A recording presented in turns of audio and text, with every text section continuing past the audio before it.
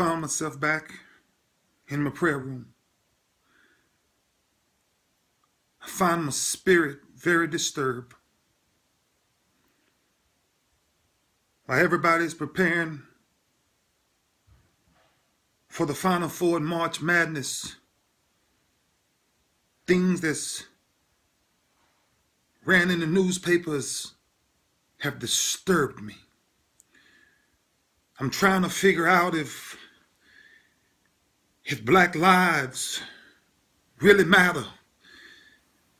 Then in Chicago alone, the murder rate has soared 72% in 2016.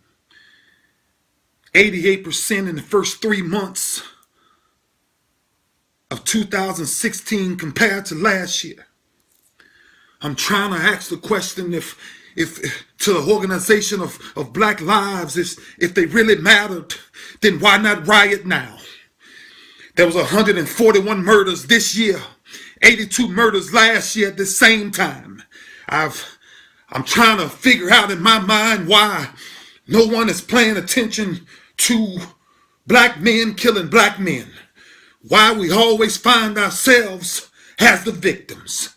And now we have the separation once again that we're being victimized because of one bad white cop, two bad white cops, three bad white cops kill a young black brother.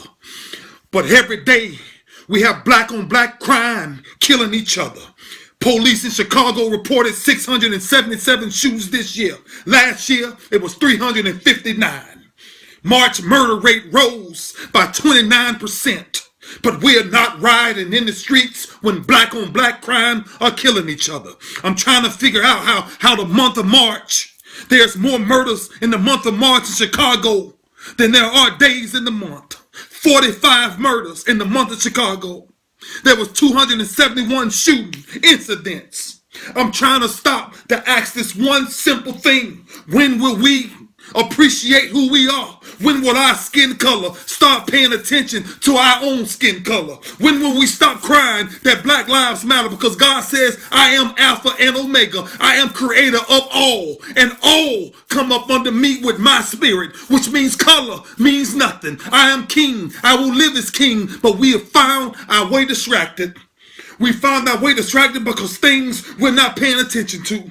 The murders in 2015 and 2016, just a comparison to Chicago, should be sad enough. 2015, there was 34 murders. 2016, there was 45. From January 1st to March 31st, there was 82 murders. In 2015, there was 141 in 2016. Let's just talk about the shootings. The shootings in 2015, there was 179. 2016, there was 271. January 1st to March 31st, the shootings alone, 2015, there was 359. 2016, it was 677. The shooting victims in 2015, it was 204. In 2016, it's 319. From January 1st to March 31st, it was 411 in 2015. There's 677 murders in 2016. And I'm trying to ask, what's the problem? I was asked if I was an elected official, what would I do to stop some of this violence? I would put barrels on each corner and I would give you 30 days to drop all illegal weapons in these barrels. And if you found yourself going outside of that, the moment I found you with them, that's 25 years mandatory. There's no more having conversations because what's starting to happen now is we're starting to confuse our kids. Our kids don't know which way to walk the streets. We got babies in Baltimore being shot in the middle of the streets. They're on their front porch and they're being shot. We got a family of 5 to 6 sitting in the backyard having a barbecue. And the whole entire family gets executed. But we keep screaming Black Lives Matter. If they really matter, then let's do ourselves a favor. Let's stop killing black folks. Let's take it way back to when we once was understood what slavery was all about. Slavery was about togetherness and understand that we must overcome together. Not that we must separate ourselves to highlight our skin color. If you want to highlight our skin color, highlight the people that's doing the successful things in the communities that we should be highlighting. And it ain't all athletics. Athletics come a dime a dozen, but the impact of your journey and the things that we supposed to be doing, you're supposed to be leaving an impact to change people's lives. One day God won't ask how many Super Bowls I won, how many tackles I made, or how many interceptions I have. He will ask the simple question, how many lives have I changed? Oh, our comfort zone must be disturbed. We got music now that kids can't listen to with their parents. We got rated R shows that's showing things that kids have a way. Social media has took us way beyond where we're supposed to be. We've dumbed the long-term thinking in our minds. We've let kids now dictate what they can do and who they can be and what they will ultimately be. I found myself disturbed. Whether I'm right or wrong, there's facts, there's numbers. Men and women lie, but numbers don't. Numbers don't lie. And what's going on in Chicago right now, if you write music, change your thought process, change your language. Stop insulting women. We all got our struggles. There's nothing about me that's perfect. I'm a struggling man every day of my life to walk the right path. I haven't figured it all out yet, but I figured out enough to say that there's something that I'm supposed to pass along that don't go through my same struggles. Let's write something different. Let's give these lost children something to really envision. I cried today to say I'm not a perfect man. And I have my failures, just like anyone else. But I guess the question is, are you helping?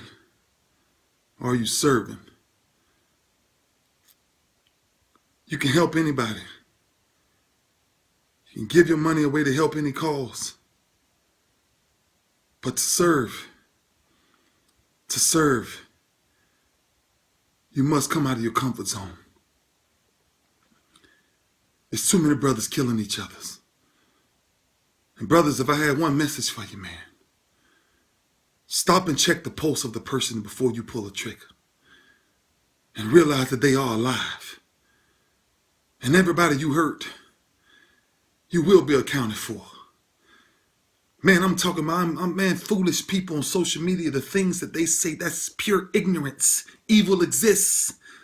Social media has become the devil's playhouse because it has foolish, ignorant people who can hide behind captions of children and pictures and funny things and insult people who's actually doing something. But one day we will all be held accountable. And brothers, if nobody else won't scream to you, I'm going to scream to you.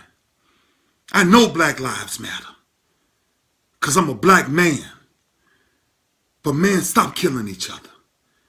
Man, we got to put these guns down in Chicago. Baltimore, Miami. Man, it ain't that hard, man.